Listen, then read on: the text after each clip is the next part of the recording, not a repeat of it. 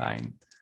Okay, so my name is Yves Carnazola. I'm one of the team of the Geneva Hub. I'm the representative, and I will first welcome you for this new webinar. It's the second one on this thematic, but the third or the fourth one already for this Geneva.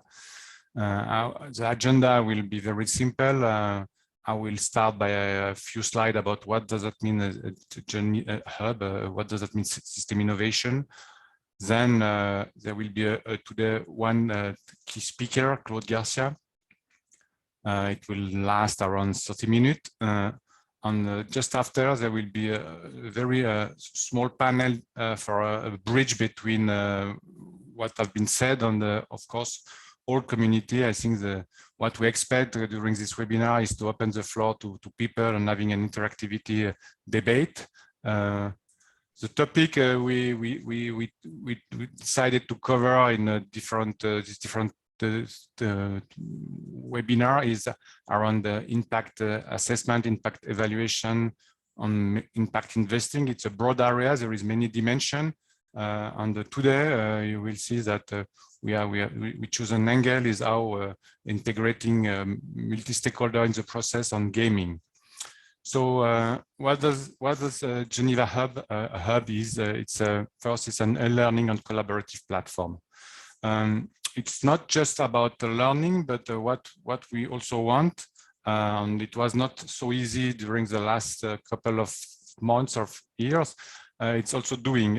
So the first level is the community, building this community, working together on some specific topics. And then the second step, a lab for experimenting. The hub is a global network of system innovator in more than 20 cities and more than 15,000 people connected to many dimensions, from social impact to a very hard or real people working on team working on a daily basis or monthly basis or weekly basis, but it's an expanding community. So as I mentioned, there is many different group in this network. Is a team core that we met every two weeks, and we are part of people are here from Andrew, Michaela, Kevin, myself. We are on a bi-monthly working, but of course we can expand this team. It's not closed. Then there is a team partner, people who contribute.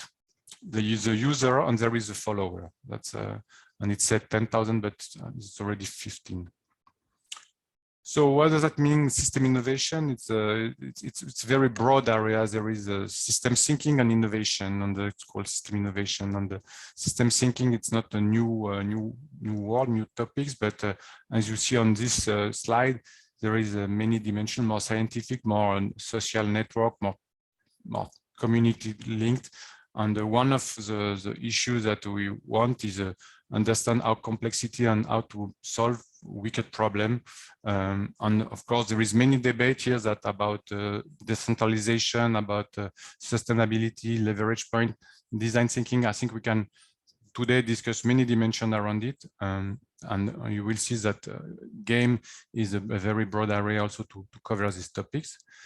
So wicked problem is very dependent on the complexities. There will be some discussion around it. There is many wicked problem with more uncertainty that solve issue, and there is some that we can cover today. I think forest management in one, because Claude has many experience on using his game and also in his as an ecology scientific to understand more climate change and biodiversity and forest management. But of course, today there will be some focus on that.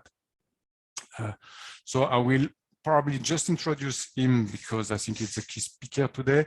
So it's Claude Garcia is the scientific professor of forest management now in the University of Bern, but also founder of LEAF. I think it's called LEAF in one word. He will explain what does that mean. I think it's a very important part, and it's where game also is based on.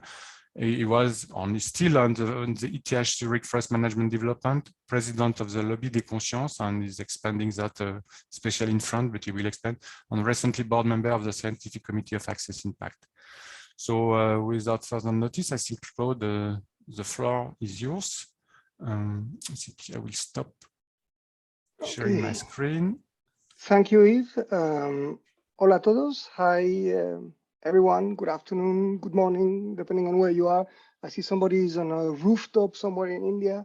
So, namaste. Let me share my screen. If you see it, you guys see the proper screen? Yeah. Yeah, perfect, good. So I have 30 minutes, and that's a challenge because I like to talk a lot, and I have many things to share with the network. Thanks first for the introduction and for the opportunity to present the outcome of about 10 years of research with my partners and some of the ideas we gather on the way. And thanks everybody for taking the time to join. Please feel free to use the chat. There will be Andrew and others will be animating it, answering questions.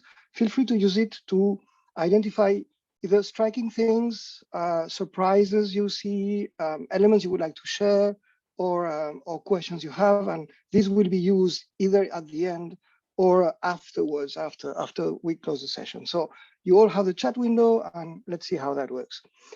I'm going to talk about one of the most difficult things to do, which is shifting mindsets. And the first question I would like to ask is actually whose mindsets do we want to change? And I will propose to you that probably if we are about to changing mindsets, we must begin with ourselves.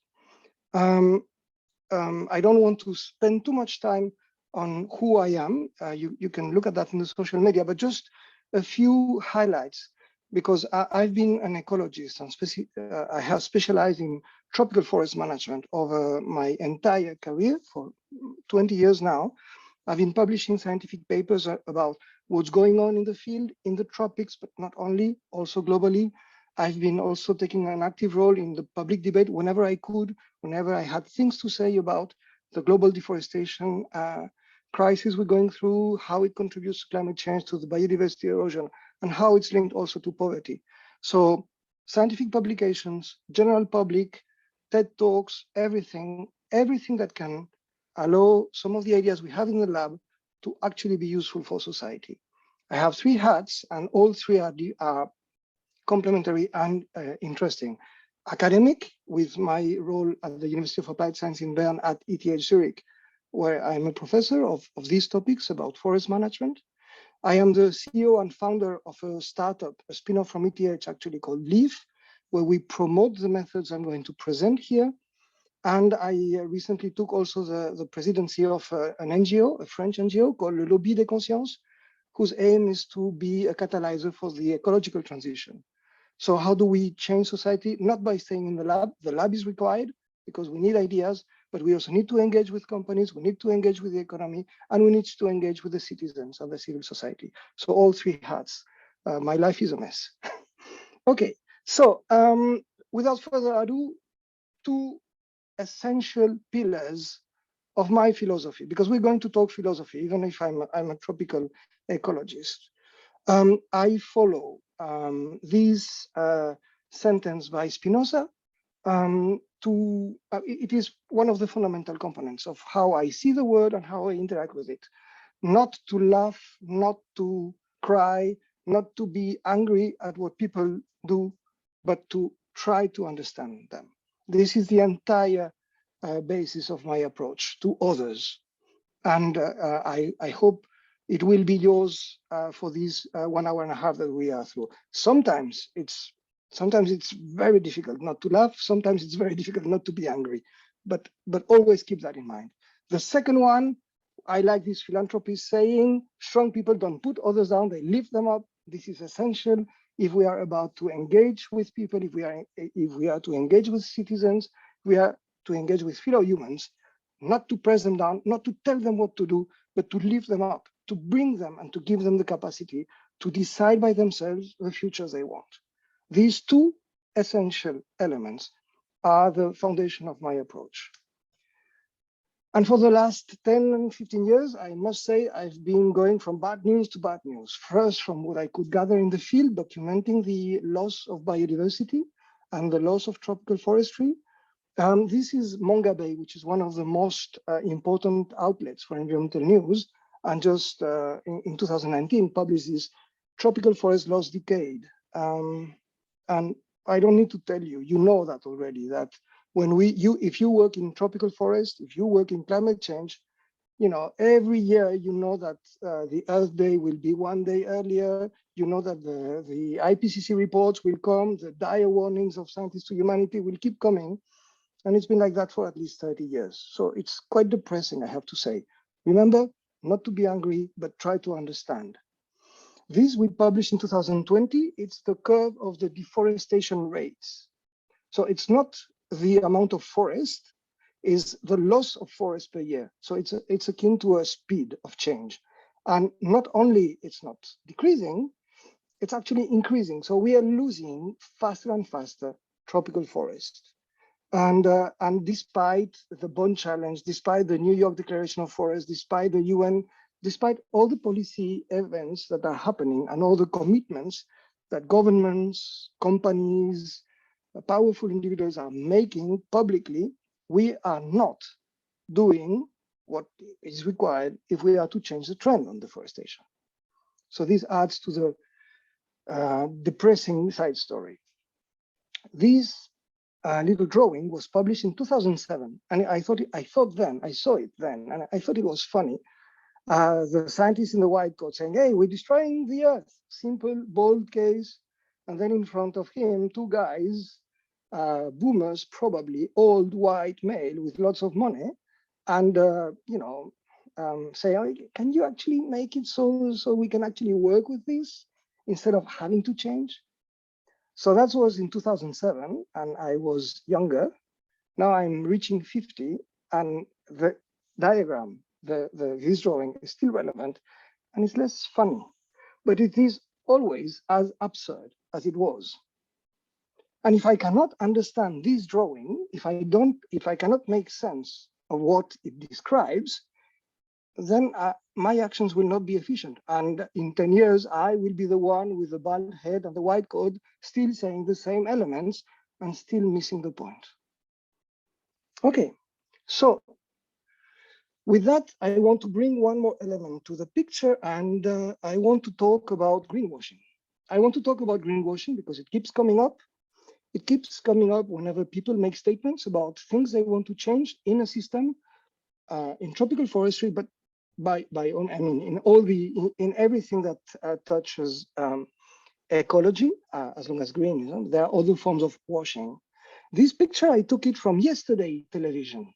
So this is, cutting edge, because France is right now undergoing the campaign for the election, the elections of the president, and as you can see here, we have one of the candidates, Emmanuel Macron, and you can see greenwashing. And if you follow in the social media, or if you follow the responses of society to every pledge by a government, by a company, then you have essentially angry statements by citizens calling things as greenwashing. And I want to explore how this is also an element to take into consideration, because it can also lead to paralysis. So let's try to understand greenwashing and what it means. I am a powerful individual. I have control over a big company or over a country, or I'm an elected, whatever. I have a powerful individual, and I do things for the environment. I do things for forests. I do things for the climate, whatever. As you can see, we have here, I want to represent either the action I take works or it doesn't. Okay, but more importantly, either I actually want change or I don't want it.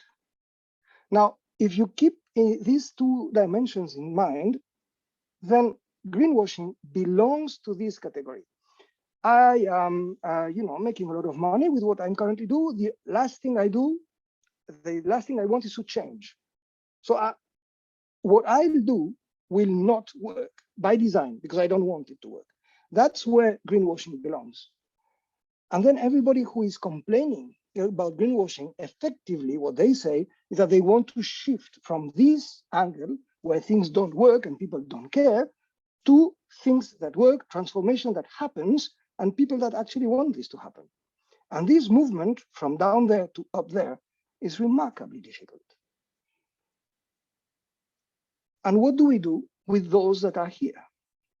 What do we do to everyone who is really concerned and worried about the state of the planet, about biodiversity, about climate change, about the future of their kids, about poverty, about their fellow human beings, and who are doing things and that doesn't work?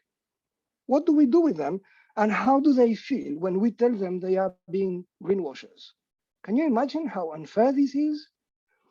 So you see, if we are too quick at calling things greenwashing, we are putting in the same bag people who care and people who don't. And that's an important distinction to make. Most of the time when I hear people talking about greenwashing, they are actually challenging the intentions behind the actions. But these intentions, I will defend, they are inaccessible. No, I don't know what Macron has in his mind, and nobody does. And I will actually defend that it's even difficult for Macron to be clear about what are the hidden motives behind his decisions. I don't know, I'm not very sure about the reasons why I do things I do, even myself. So these things resist introspection to a certain point. So I am careful about the motives behind. What I know, what we can observe is whether things work or don't work.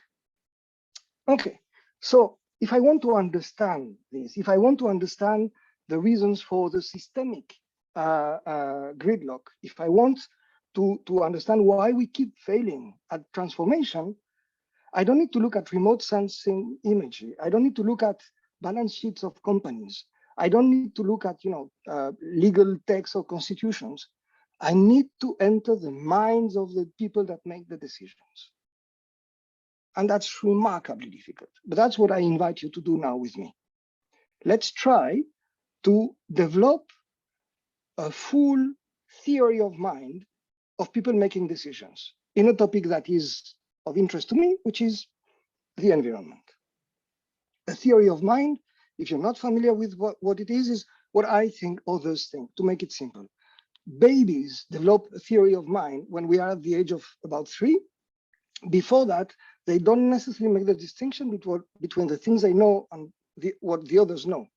And it's easy to fool a baby changing things from one place to the other. At about age 3, they start to understand that. So we all have theories of mind. What I propose is to have a fully developed and explicit theory of mind. For this, I need first this diagram, because this is the solution space where we will be moving. I'm interested in 2 dimensions. Because I'm an ecologist, I'm interested in nature, and also I'm a citizen and a human being, I'm interested in society. I'm not saying society is distinct from nature, humans are part of nature, but it is useful to have these 2 dimensions to explore all the possibilities in front of me. So whenever something happens, I am somewhere, it's either good or bad for society, it's either good or bad for nature. And this makes 4 quadrants, 1, 2, 3, and 4. Very quickly, quadrant 1, things that are good for society and bad for nature. We've been living there for the last 5,000 years. The first story of deforestation is the king Gilgamesh cutting trees, the sacred trees from the cedar trees from the God's forest in Lebanon, and he takes that home and makes that a beautiful temple doors. So society lives mostly in this quadrant. Quadrant 4, we have examples. Easter Island is one, but also more importantly, or more recently, Chernobyl is one. Chernobyl before the invasion, before the recent war in Ukraine, okay? If you could see pictures of Chernobyl 1 year ago, there was forest in the cities, but the cities were empty. Bad for society, good for nature. So we have examples of what 4 looks like. And I personally am not super happy living in that system. And then we have 3. 3 is Mad Max. Everybody loses, society and nature. Nobody wants to go there. Nobody. And then we have 2, that's thriving societies, beautiful natures and birds and everything. And now I would like to ask if anybody in the chat believes 2 is possible. Okay, so we have this, and I will come back to that, but keep this in mind. Now, if I am a decision maker and I take a decision that will make an impact on society, on the system, it will land somewhere. So first, I need to ask myself a question.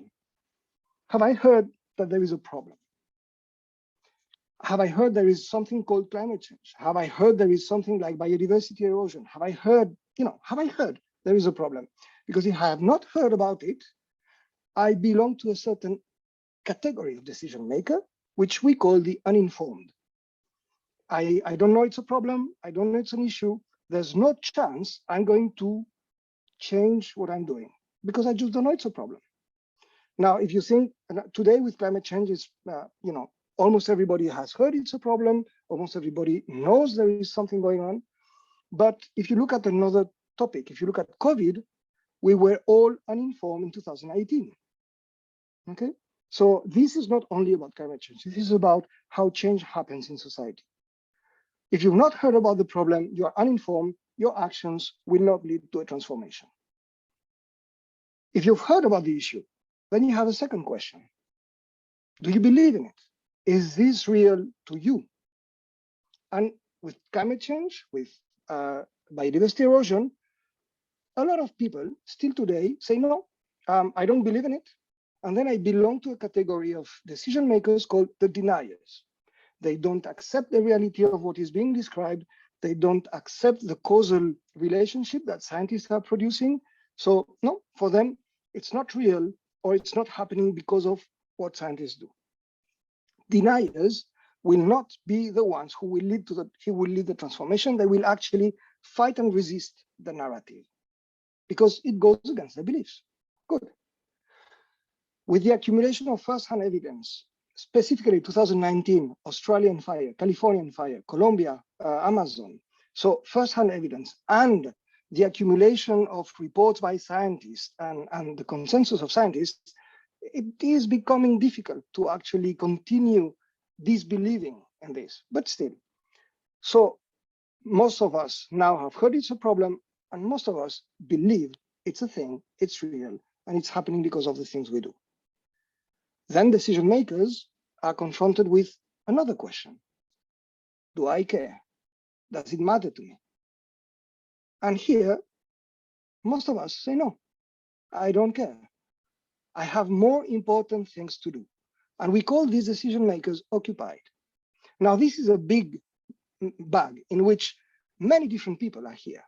I can be occupied because I'm fighting for my survival. I can be occupied because my kids are starving. I can be occupied because I enjoy being in my swimming pool. I can be occupied because I believe the answer is in Mars.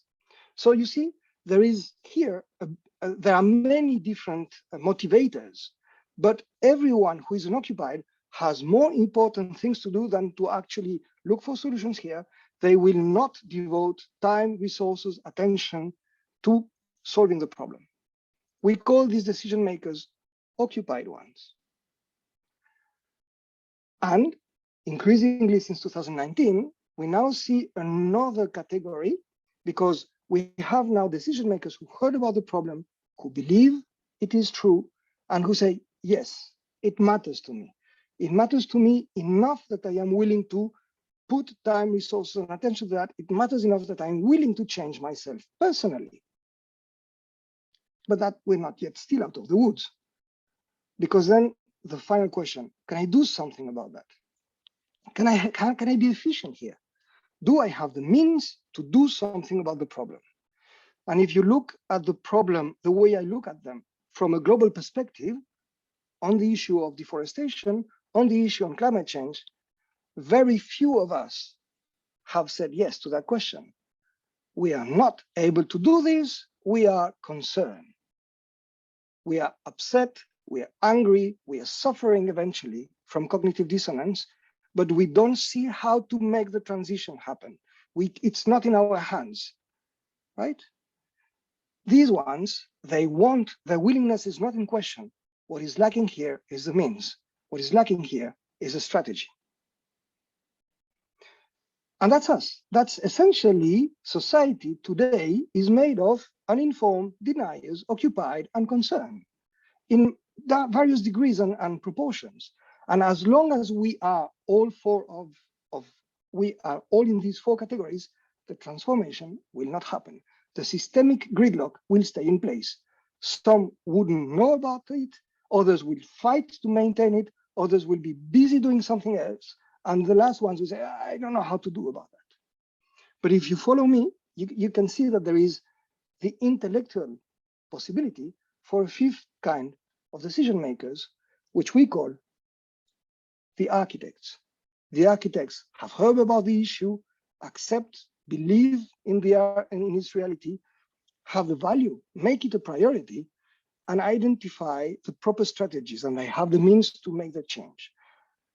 Do not mistake this for a call for a providential leader who will make the transition happen. The architects allow things to happen. Okay.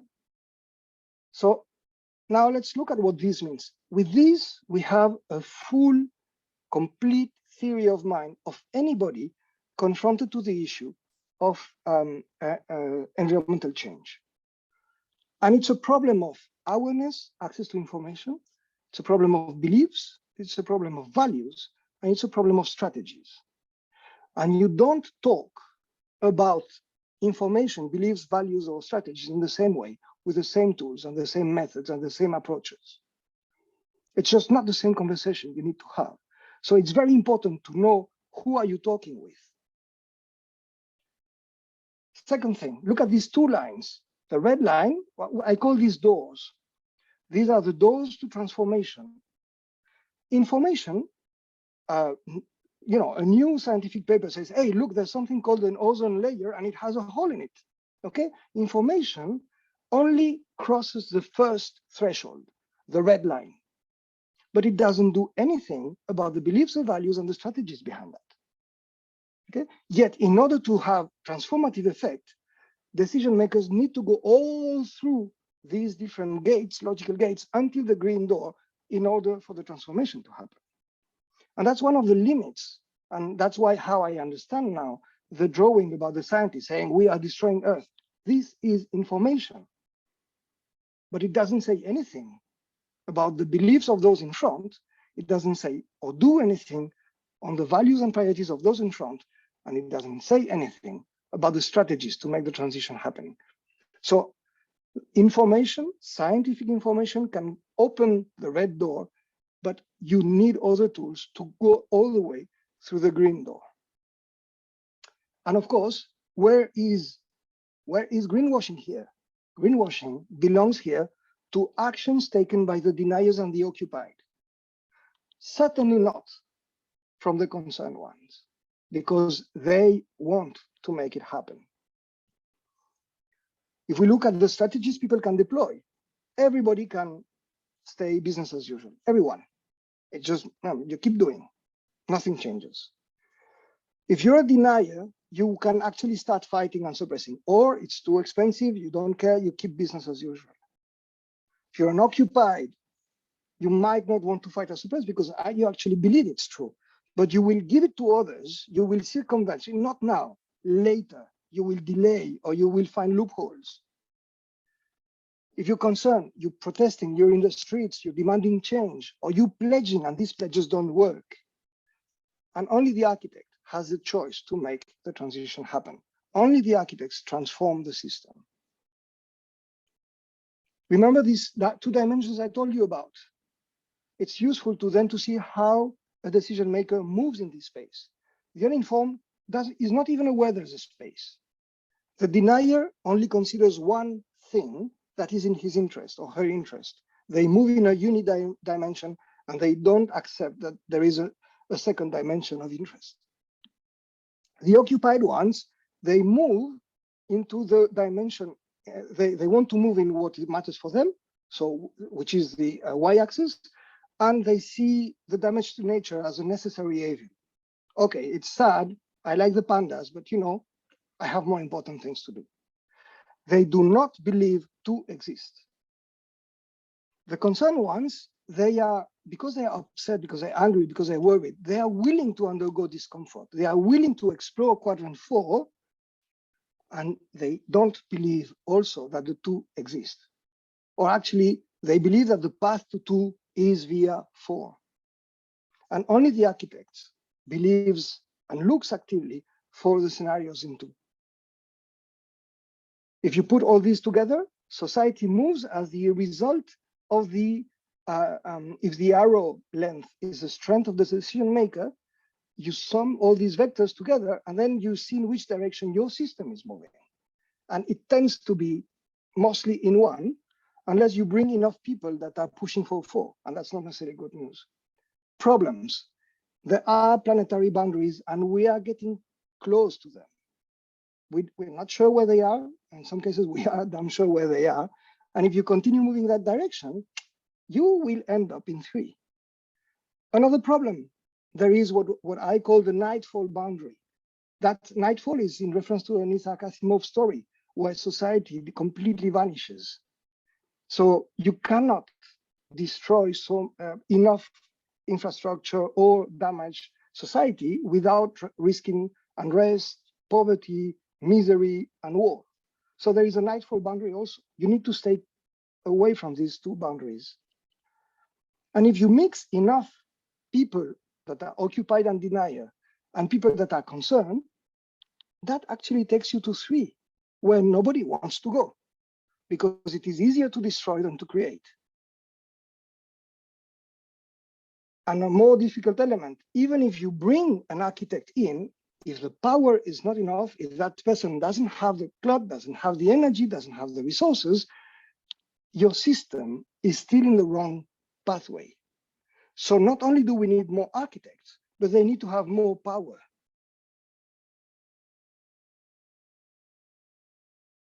I wanted to give you a few examples to see how can we relate that. You probably can do that by yourself. It's not possible to find examples of uninformed because precisely they're not speaking on the issue, right? But it's very easy to find examples of deniers, of people behaving like deniers. See, I don't know if Trump believes or not. I can only say that Trump says he doesn't believe in climate change. That's an example of a typical denier. When Emmanuel Macron says, I don't believe in the Amish model, and then we will go for 5G, for example, he's clearly saying, I'm too busy developing economically France to actually care for the environment. He's occupied, he's busy doing more important things. When Greta Thunberg goes to the dais in the United Nations, she says, how dare you? She's acting as a concerned one. She's challenging the values of everyone else. And it's very difficult to find examples and quotes of architects. I found this one. It always seems impossible until it's done, attributed to Nelson Mandela. Now, I am very aware that Nelson Mandela probably never said that sentence. I still decided to keep it because it's precisely the fight the architect is up against, because no one believes the transformation is possible until it's happening. And effectively, I would defend that Mandela has been an architect for a different question at his level. So he's a good example of that kind of architect. All these ideas are presented in this paper, which is free access. So I invite you to have a look at them, that if you want. I have 2 minutes left, and I have way more things to say. So let's go back to this. The title of this talk is How Do We Shift Mindsets? I told you that to move from greenwashing, actions that don't work, to I want to, it's a change of values. It's a change of values, and this simply doesn't work. We resist changing values. When is the last time you spoke with someone and made him or her change his point of view? Never happens, at least not at home. Okay, so this doesn't work. We resist. However, it's possible to think with people, with stakeholders engaged in the process, to identify the last lever, the means, the strategies. Can we find ways to make the transition happen? Can we find ways to transform the system? Because if we do find these ways, then these ones will follow. If you're going to invest 1 million for greenwashing because you don't care, might as well make it efficient, and then we have an interesting thing happening. The people who don't care but are now using effective strategies will find themselves in the opposite state of those that are today suffering as concern. They will be saving the polar bears or the tropical forest, and they actually will find it cool because we do change values in that way. So this transition is way easier. How do we change mindset? I do not work on clashing with beliefs. I do not present different values. I invite people to find strategies and means that work and let them the entire responsibility of their beliefs, choices, and values. How do we become architects? It's all about the mental model. A stakeholder, a decision maker, makes decisions on the basis of the mental model, what he or she perceives about the world around about him or her. If that agent in yellow makes decisions on that mental model, these decisions will not work. If I can update the mental model, the strategies and decision makers of this agent will be way more efficient and way more powerful. And I will finish with 3 slides. It's all about helping people develop narratives about how things will unfold in the future. It is about helping people think about the cone of possible futures in the system that they're looking at. And how do we do that? Through games, through strategy games meant to represent the constraints in the system. By playing the game, you enter into a description of the model, you go through, you live through the experiments, the triumphs, the joys, the failures, and then 2 things happen. You are exploring solutions, and because it's a game, you're not fighting for your values. It's just a game. I can play World War II as a German general, independently of my values. So it's possible to talk about difficult issues without going headfront with the problems of beliefs and values. And then we can look and explore for solutions. It looks like that. You need people exploring together, developing alliances, finding what works and what's not, learning the rules of the game. And if they do so, this is a 1 full day workshop. They are actively constructing solutions for how the system works. And then they can revise. Is that solution working? Are we satisfied with the world it's creating? Yes, perfect, implement it now. It's not working, go back and revise. Imagine a new form of developing strategies. Imagine new rules of the games. And that's how we empower people to think by themselves and decide the futures they want. We do that in the classroom. We do that with the farmers. We are doing this now with decision makers, because the higher up we go in the structure of power, the more impact we will have on the planet. The take-home messages. Information will not change beliefs. Fears, epiphanies, and trauma will do. Games allow you to transform these beliefs without going through trauma. Do not focus on why things need to change, but focus on how things can change, which is way more constructive. And bet on collective intelligence, because this is not a one, we don't need a providential leader. Allow others in your institutions, in your networks, in your companies to become architects. Give people freedom if you don't have the ideas yourself. Thank you very much.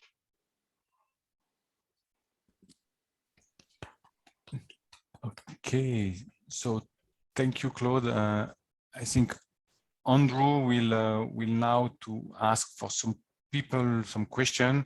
I think it's a very interesting presentation, and there is many questions open. So we'll first let Andrew give the floor to some people from the system innovation, and then we will open the floor to everybody. And I think there will be many questions. Thank you, Claude, again. Thank you, Claude, and hi everyone. I'm Andrew Crosby, part of the System Innovation Hub in Geneva. It's good to see everyone. So we're just going to get warmed up a little bit.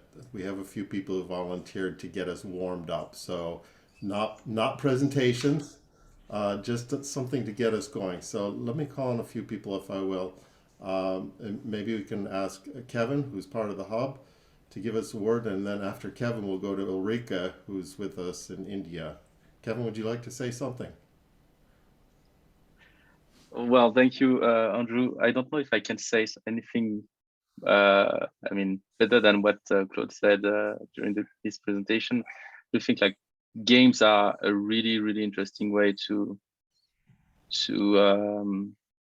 you know, help people act upon challenges and share a lot of common understanding. So yeah, really interested in what was presented, and I think it helps as well that you presented this kind of model for you know, that describes how people make decisions, because we are in the action, and sometimes we tend to forget to take this step back and just, you know, try to understand this point of view from people's perspective directly, and not assuming or presuming about what they actually intend to do or have in mind. So yeah, apart from that, I'm really eager to hear from the others, and again, thank you very much, Claude. Good. Thank you, Kevin. Ulrike, can you hear me? If you have anything you'd like to contribute, and if so, then we'll go to Stefan after Ulrike. Can you hear me, Ulrike? Are you still up on the roof?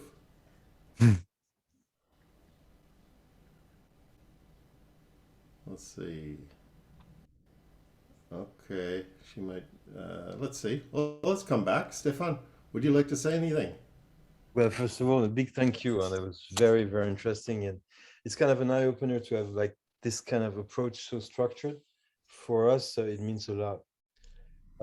Now I would like to do a reality check and maybe go into the reality of my own job, because I do a lot of work with the European institutions. And when I talk to them about system thinking and complexity, they look at me as if I was getting them to buy some orchids that grow in the dark, you know.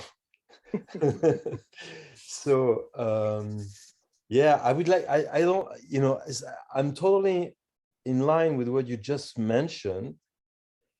And at the same time, you know, now I want more. You see what I mean? You know? I want to go to the like little details of, you know, the really like the last mile or the last few meters. But really, it's kind of reassuring also to have all this presentation, because now I know where to fit people, and sometimes we don't. So thanks for that. Good. Good, thank you. And Marielle, would you like to contribute something? And then, look, I just please raise your virtual hand. I see Michaela's got hers up already, so we'll call on her right after Marielle has contribute something. And it's meant to be a conversation. You can ask questions if you like, but I think everyone here is bringing experience to the table. So let's go to Marielle, and then Michaela, and then Abel.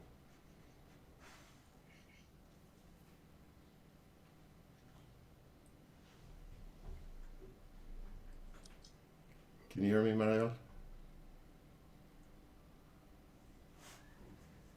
Are you talking to me? Sorry. Yeah. Okay, my name is Machiel. I'm sorry. I didn't know you were talking to me. Yes, really love this presentation, Claude. Thank you very much for this. And I'm really thinking of fact-checking. How can we check facts so we share the same reality? And I think there are a lot of trust issues. So not only the strategy, but also the fact-checking and the burning platform that we collaborate on the same wicked problems.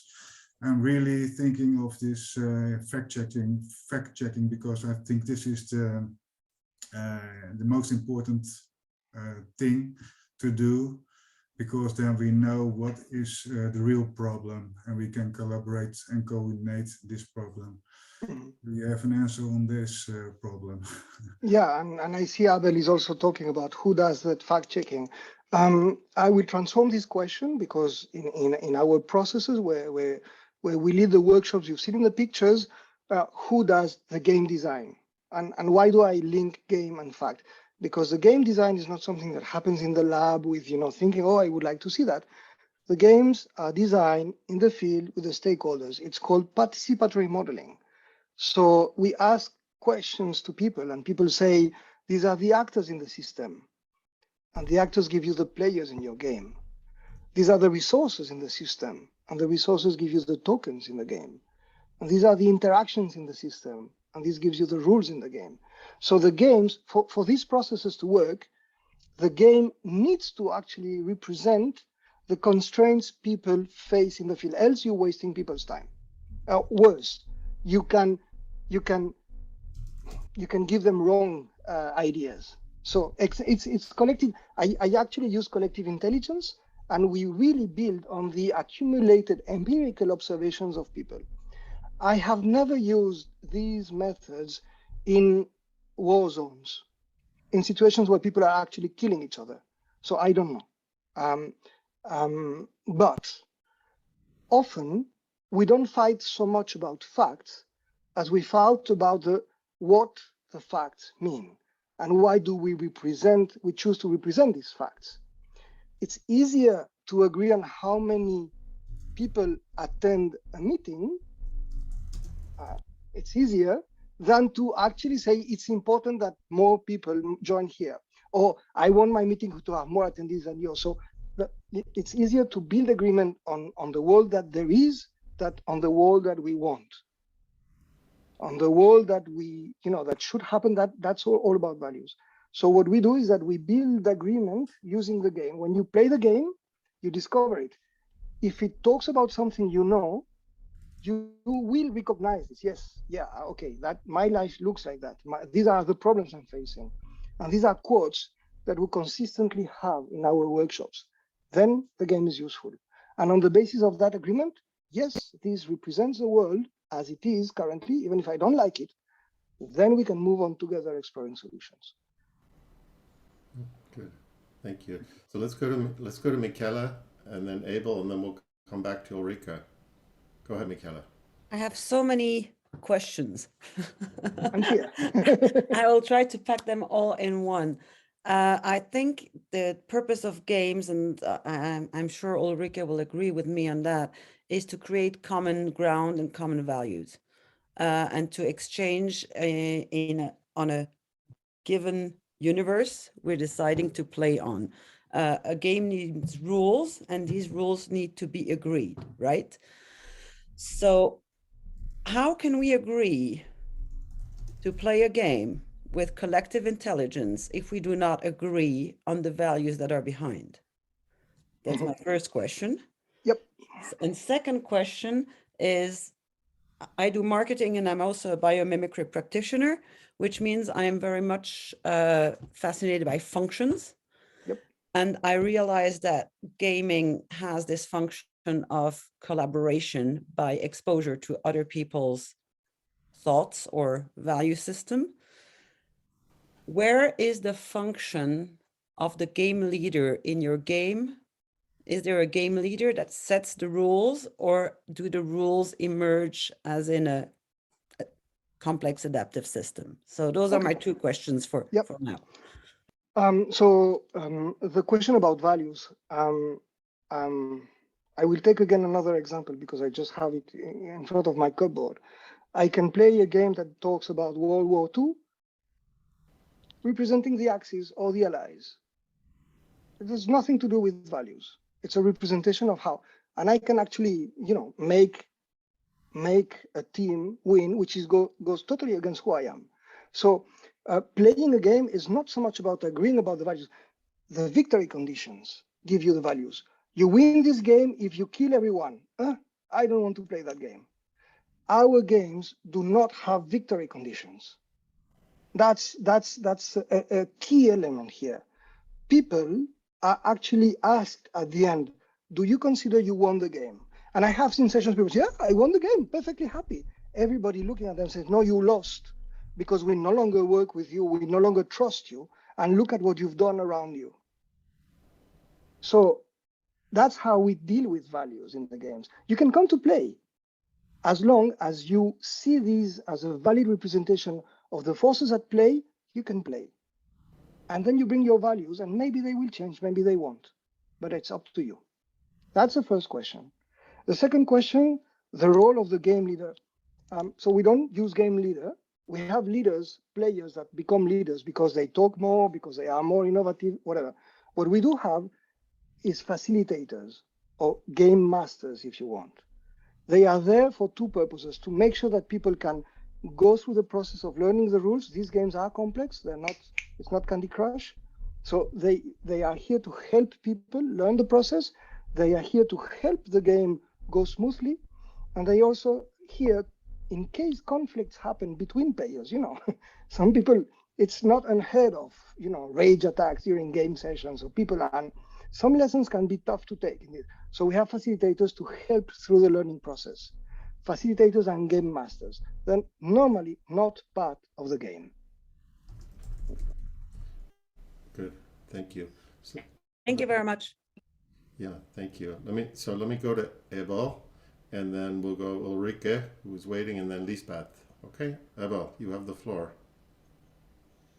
Hey guys, thanks for your presentation. My question was, what from your observations has been some of the effective types of games that you've used a lot or seen really become useful? But then I had another question after hearing a bit more. Maybe the better question was, do you have a set of guidelines for designing these games which are different for each context? Yep, So okay. 2 questions. So what games work well? The most important, and the reason why these games work, one of the reasons why these games work is because they integrate, a game is a model. Let me begin by that. A game is a model of reality. A computer simulation is also a model. A game is a model of reality that includes human beings in it. So it includes the best representation I am aware of human behavior. Okay? For the game to work, this crucial element about decision making needs to be inside the game, and that is bounded rationality. What is bounded rationality? The economists, and not only the economists, but they describe bounded rationality with 3 factors. Our brain limitations, our physical, natural brain limitations, and our capacity to process information. That's one. The second one is the information on which we are making these decisions, which is limited or poor or flawed. And finally, the time constraint we have. We do not have unlimited calculating power or time to process the information. So in all the games that I designed that are useful, people are under time pressure to make the decisions. They don't have all the rules. They don't know everything. They don't have full information. And of course, they have their brains and the ones of their peers working together. So we do have bounded rationality at the core of how the game works. That's what matters. Everything else is, color. Just to give you an example, we designed a game about the wolf conflict in the Alps. And the farmers were so upset about the issue that they wouldn't want to play the game. They wouldn't want to come to the table. But then we said, look at what's going on in India. And in India, they don't have wolves, but they have tigers. And they don't have sheep, but they have cattle.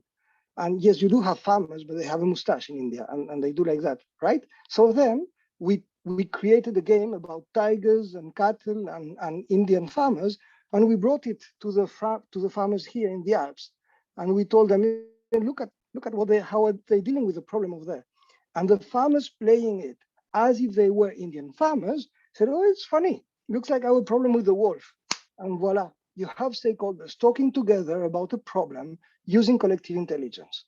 We had to take a detour with them to help them go into that constructive mode. Yeah, I love it. Let's go. Thank you. Let's go to Ulrike and then Lisbeth. Yes, hello.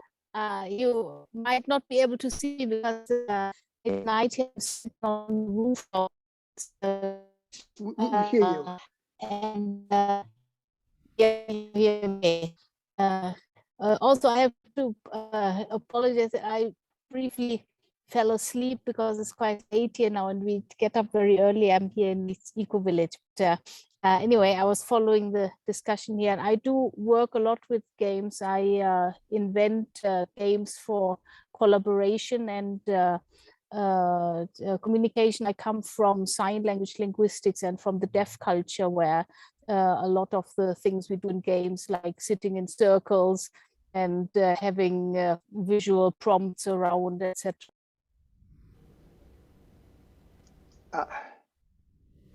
Oh, she was just getting to the good part. Yeah. Okay, I think we just lost her. Yep. So let's pick up when she comes back, and maybe we can go to Lisbeth, and then whoever's speaking. If you would, there you are. Okay, go ahead, keep going. Yeah, sorry, my connection dropped. I'll stop my video. Yes. So people have been talking about better collaboration with games and by simulating the reality, etc. So that's all correct. I take a step a bit earlier before collaboration, because what we need as a precondition is first better communication. As I'm a linguist, I'm concerned with that. So it's not even that people can communicate.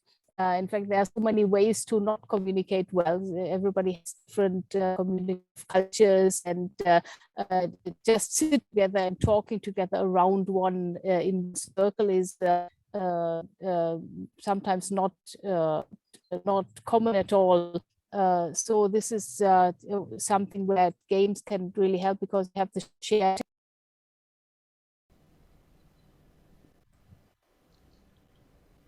I'm afraid we lost her again. Yeah, I think so. Let's see if she reconnects quickly. She was able to reconnect very quickly before. So I think she's, what I got so far is about sort of the pre-game setup of people coming from different cultures and different abilities and norms, and what they bring into the game. And maybe you have a comment on that also. I don't know.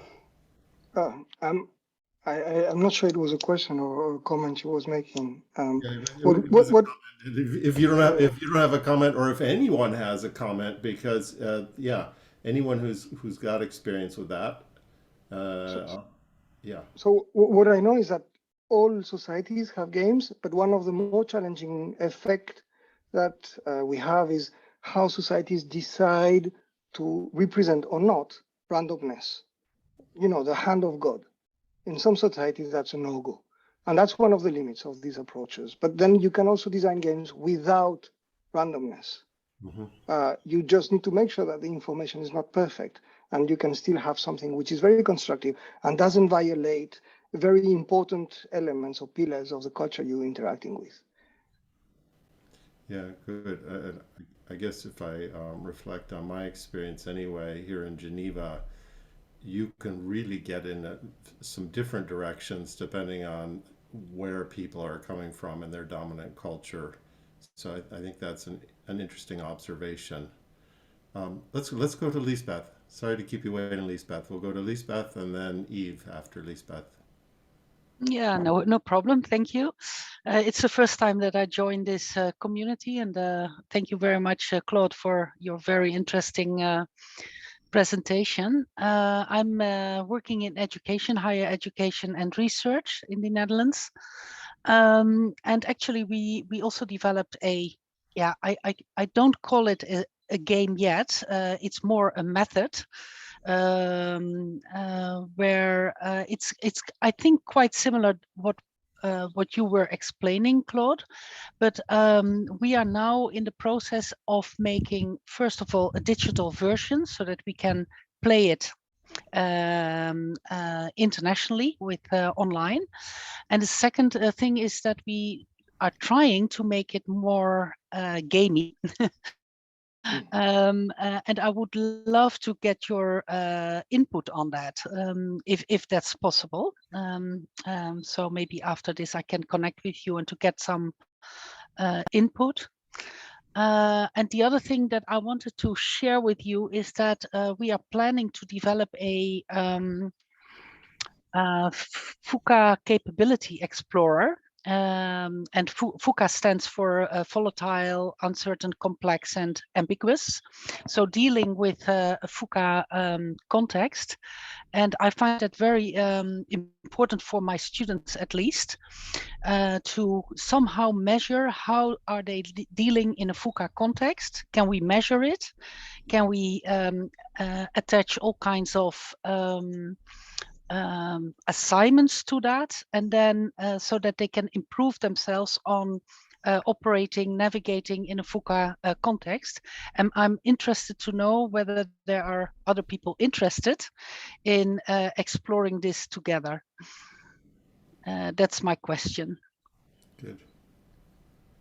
And that's not a question just for me, that's for the entire audience. Yes, exactly. Yeah. Maybe Lisbeth, you can share a link or something on this so people can. But I will, for me, yeah, I'd be pleased to have that discussion afterwards. Okay, great. Good, and thank you for that observation, Claude, because so anything you hear, this conversation can go in pretty much any direction you all want it to go. So if you're hearing bits and pieces and you want to bring them into the mix, please do it. It doesn't have to be specifically about what you've just heard from Claude. If you're engaging with this material in some other way and want to bring it in to discuss with others, please do. So let me go to, I see Ulrika's back. Let's see if Ulrika would like to finish what Yes. she's saying. Yeah, sorry, my connection was dropping just before I could get to my question. So my question, not only to Claude, but to everyone actually, is this, that how can we have a gamification of something that's happening in the real world? Because there are lots of possibilities and tools to simulate, to brainstorm, to create teams and plan, etc.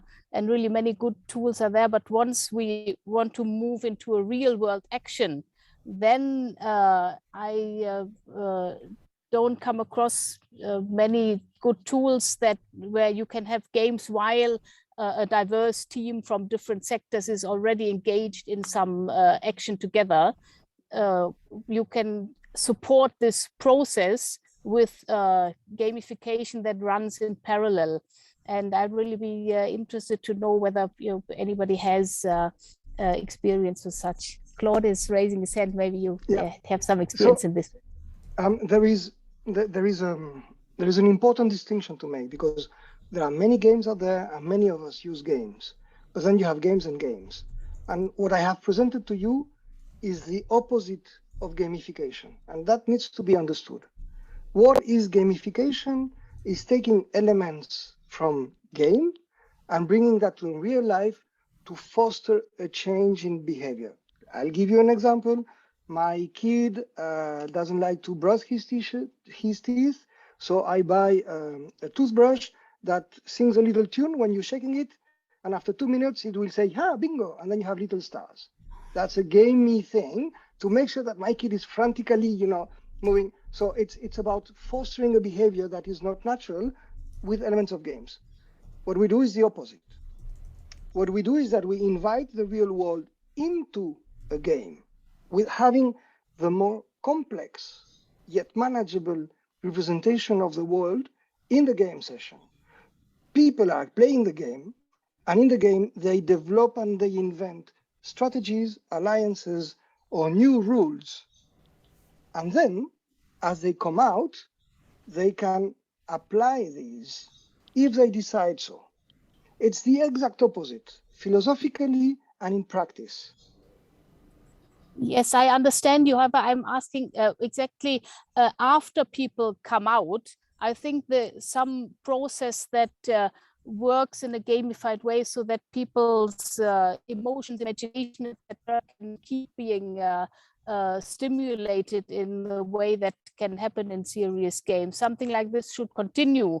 So you shouldn't just get into the game and find solutions and so on, then come out. After you come out, some process should run along, because it's not all in the head. It's not all only about understanding and intellectually deciding that you should be doing something, but also that you can keep the group bonding and the imagination and so on really activated, that you get in a game session. So how can we sustain that after everybody comes out of the initial game session? Yeah, absolutely. It's not only about rationality. It's all about the experience and the emotions that come with the finding solutions. If you then start applying them, you need a process of monitoring, then you need reporting, you need to share this with those that are shaping it. And actually, success keeps people engaged. That's the challenge. So if you find things that work, then you don't need to sustain it. It will sustain by itself. But effectively, emotions are a crucial part of this process. People need to want this. Good. Yves. Yeah. So I think it's a good question, Ulrike.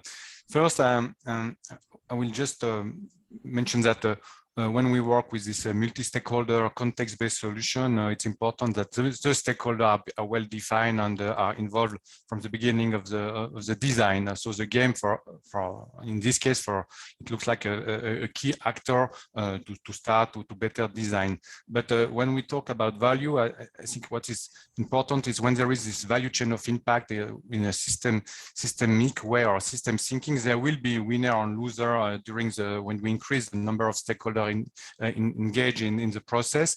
And even if the global solution is a win-win, there will be still a winner and loser. So I think the narrative and explaining to people will be key. So that's the part. And regarding the bounded rationality, I think what's important is to reduce the asymmetry of information and giving the trust to the information, so that will help people to improve this bounded rationality. And that's being to my question, or it's a type of question in a sense at this stage, and it's also a bridge to Ulrike, how technology and how the trust and traceability of data and information could be first to make people aware in between the stakeholder about what has been designed in the game, but also as a trust when we start by doing the project. And that's why technology on decentralization, I don't talk about tokenization, but at least understanding data through technology and having this game on an ongoing basis could be a very important follow-up of this first assessment of design. One of the core elements is how do you develop the trust that is required for collective action? Mm-hmm. And that trust can be built, and then you need other tools. The blockchain one is one of them. But exactly. So I would just, maybe build off another aspect of that, which is when I see your theory of mind, Claude, this looks just like some strategic communications planning I've seen, right? That's happened for years. And so I'm just sort of making the connection. I think this is more of a comment than a question.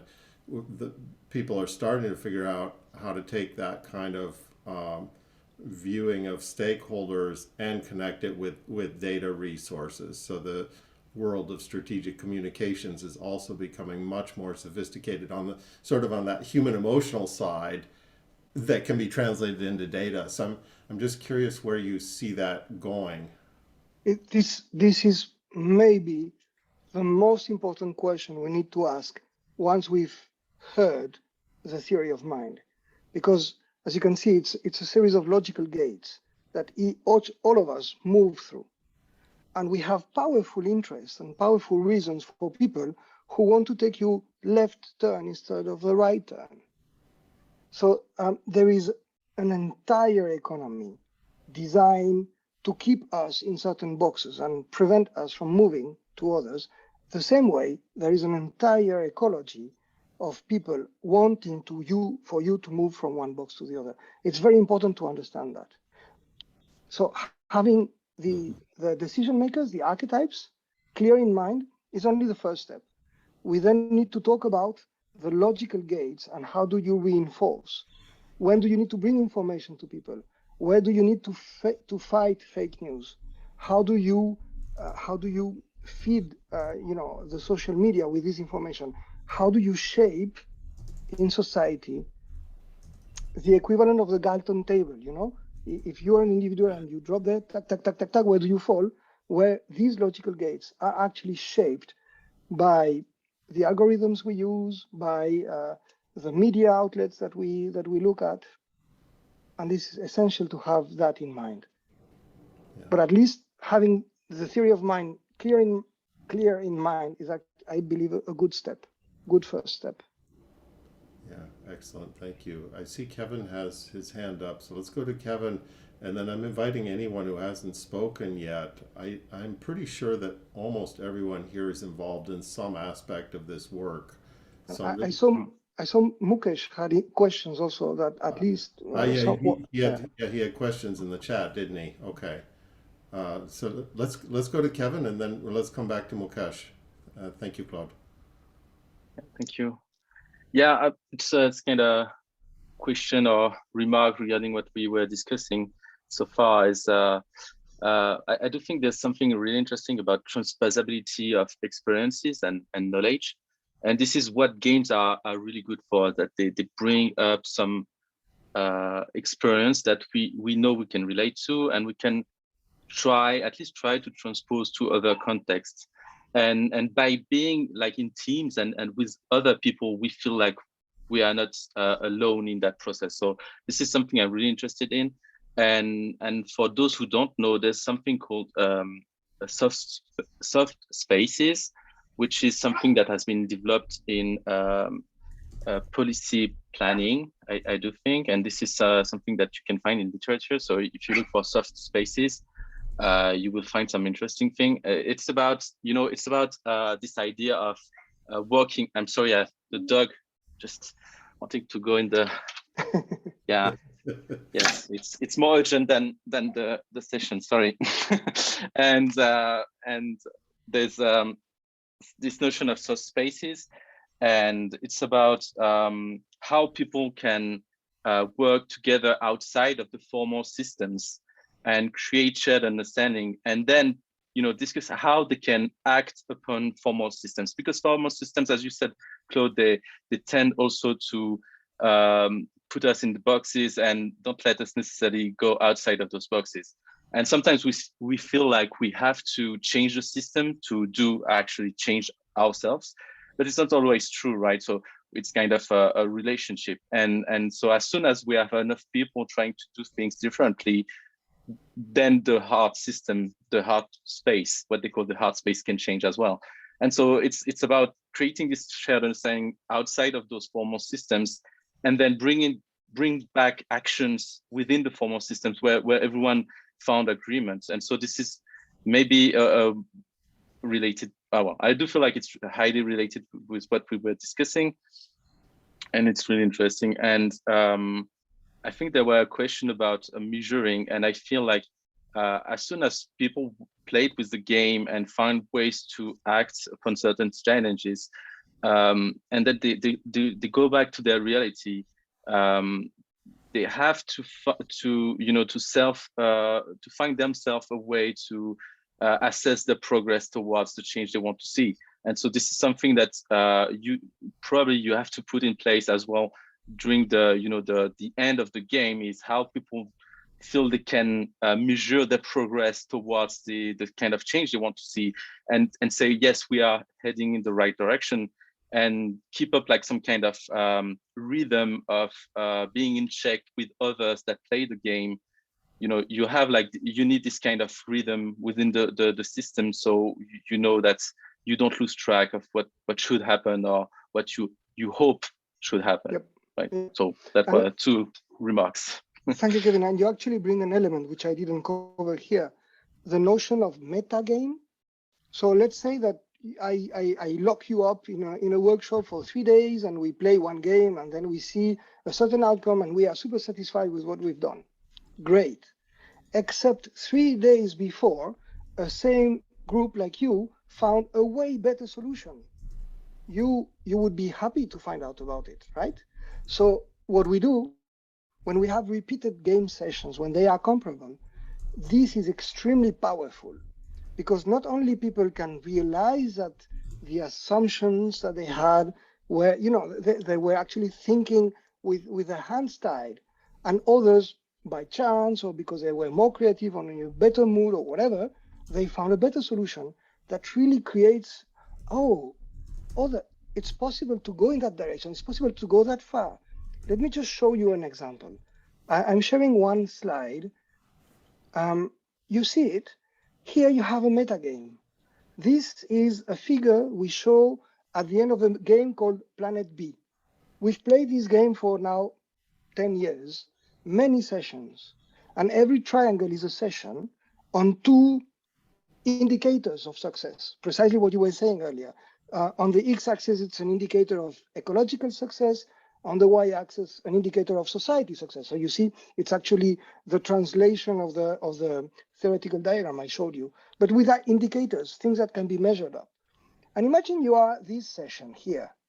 You've done good for the ecology, you've done good for the for society, so you're pretty happy with yourself until you see that figure and you see you could have done 10 times better in both dimensions.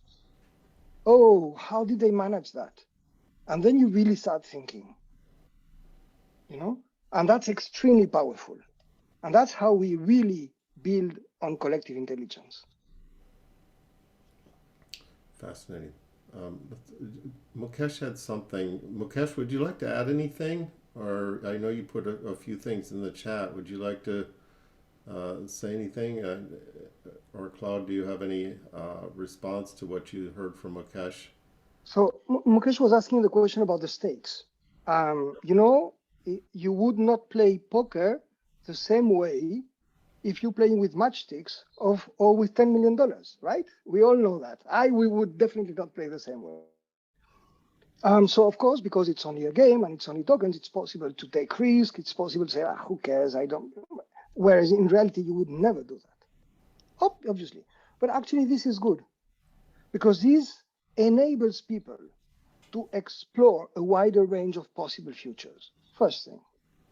Second thing, they are safe. They can take risk, and they can see where that takes them. Third, and that's something very surprising, the games, if they are well run, if they are well designed, they have the capacity to suck you in to a point which is, you have to witness to believe it. I have recording of sessions where we are playing with 2 tables, and the tables represent villages in Africa. And for one full day, we have 2 groups, each playing their own table. And so they are very engaged, they're playing, etc. And then on the second day of the workshop, we begin the day session by saying, listen, there's been an industrial project, and the table on the left is now taken for an industrial project. Your village essentially is going to be destroyed, and you are relocated to that other table. So please take your belongings, leave everything behind, and move to that table. And that's so we create a problem of migrants coming, right? And players need to, either you are the migrant and you need to beg for space, or you are in the village and then you see, this inflow of people coming. And in this recording, so to begin with, it's calm, and then suddenly people start to be heated up. We have a recording of a village elder who stops the game and starts talking in a language no one understood in my research team. And they talk for 5 minutes and they all agree on something. And then the game continues. So we had that recording with their consent. Of course, everything was done with their consent. We had the recordings. So we had somebody translate that for us. And the gentleman is saying, my friends, wait, I'm changing to our native language so they don't get it. Look at what's happening. Look at the cameras. Look at the people taking notes. This is to see how we will treat people. This is to see how we will welcome migrants in our village. And they all say, yes, yes, yes, yes. So what are we going to say? Are we going to treat them like dogs, or are we treat them like brothers? Of course, like brothers. So they make an agreement on how to play. And yet 5 minutes after, they are again fighting because the game took them in. And that happens in a village in Africa or in an office in Paris. Games are powerful and we all hate to lose. It's surprising. So the stakes are not real, but somehow they are very meaningful. So we can explore all these elements. Good. Let's see, let's come back. Mira or Myra, would you like to make a comment or a question? And then we have one in the chat after that. Hi, welcome. Hi, thanks. Well, thank you for this session. I find it's super interesting and really well presented. It brings to mind a course I took on adaptive integration of leadership. Yeah, so Claude, you're nodding. Okay, so there's a lot of concepts I think that are in your approach. So a comment on sort of that evolution model and bringing us to the architecture sort of archetype at the end of the existing model, as I understand it, you know, and that space that we're holding now for these types of conversations. And so maybe just a comment from you, Claude, on how you see that evolving going forward. And a second question I have for Claude and everyone is, so I'm in Canada and we have you know, a very strong look at the Indigenous people. And I work in the government of Canada. I work for the Foreign Ministry and I work on policy. So, so we're taking a look at integrating Indigenous perspectives in our policy development on all fronts. And they have a really interesting lens, like a infinite lens that they apply on everything. And I won't go into that too much. I think many of you understand what I'm talking about. I'm wondering, outside of Canada, how much are people integrating Indigenous perspectives into, whether it be the consultation process that can then perhaps allow for a broader sort of approach and a less linear approach to the way we do things, and how does that apply to gaming in this context? Thank you. Thank you, Mira. So effectively, this question is crucial, and particularly on the topics I work with, which are about forest landscape governance. I have yet to work in Canada. It's about to happen. We are talking with stakeholders from the Forest Stewardship Council. So this summer I will be able to have a first experience. But what I know is that, so I have presented that, and we have dealt with that issue in the Congo Basin, where you also have, you know, indigenous communities, and you have, it's not only farmers, you also have the pygmy communities that live there. So how do we integrate the knowledge? How do we integrate the perspectives? There are two ways to do that, and there are more than two ways to do that, and some of them are actually counterproductive. Let me explain you what I mean by that. If I as a human being want to empower those around me, whether they are Bantu or Pygmy, that's a first statement that I make.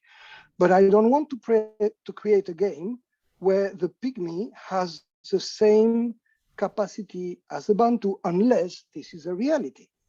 So I create a game where the Pygmy can do less because he has less means. What I can do is that I can give the role of the Pygmy to the Bantu.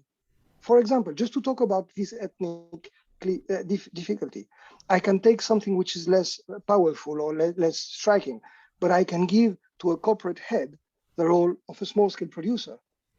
And I have seen the head of sustainability, corporate responsibility of a very large agribusiness company playing the game of a small-scale oil palm producer, couldn't make it at the end of the month to pay the bills, had to take the kids out of school, wooden tokens, okay? Kids out of school, having to cut the trees from the estate, destroying biodiversity. So doing the opposite of what his job is about, because he had no other choice. That's how you transform beliefs. That's how you transform mindsets. The powerful saying, is it really like that? Yes, it is. It's fake, it's a game, it's fun, but for a moment, you get a glimpse of what is the experience of the other one. And that is transformative. Thanks for that, Claude. I was also looking at the original concepts of indigenous mindsets and their connection to nature and their and their sort of approach that is not a Westminster approach, and it's not one that we have learned and that we apply now in our systems. And if you had any comment on that. So remember, we give space for the values of participants because we do not represent the values in the game. You are free to bring your own values. You are free to express what the tokens mean to you. And whether this is something which you use in an utilitarian relationship, or this is something which is sacred to you for your perspective, then you can articulate that. Because the game doesn't force to a specific worldview. Thank you. That's very helpful. That is, and it opens up a whole other door. Actually, I would love to explore that more if we had another session, but we don't. So I've noticed that there's at least 3 comments, questions in the chat. One from Ron about what's the difference between games and a hackathon, roughly. Maybe you want to take that one on. And then there's a question from Dana about what's the largest scale games you've employed. And Ulrike actually had a response to that. You can see it in the chat. Yeah, I think those are a couple. Maybe I'm missing one, but yeah. So they have in common with the hackathon, they have in common that you put people in a certain form of time pressure for them to be creative and to deliver something and solution oriented. And there is an element of fun, there is an element of engaging and extremely creative and extremely productive. The difference is, to my knowledge, is that you use the game as a tool to find out how the system can behave. You use the game and you play the game as a way to design the scenario of evolution of the system, which is unique to this approach.